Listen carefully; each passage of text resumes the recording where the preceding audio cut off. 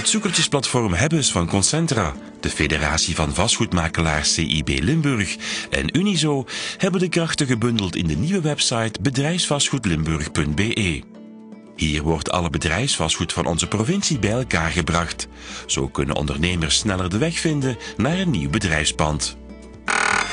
De Vlaamse regering heeft beslist een bedrag van 58 miljoen euro te reserveren voor de uitvoering van het Future Spending Plan 2011-2014.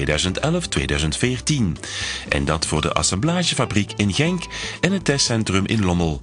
Bedoeling is dat de extra Vlaamse steun bijdraagt aan de verankering van de auto-industrie in Vlaanderen.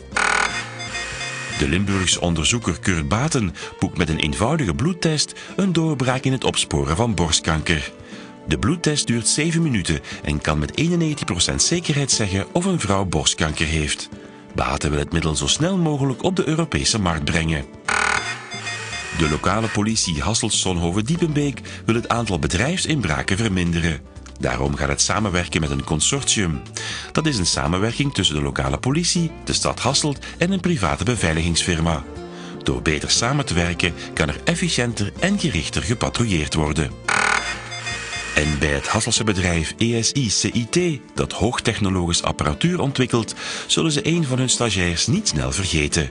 Joris Achte is nog maar 21, maar heeft nu al zijn pluimen verdiend.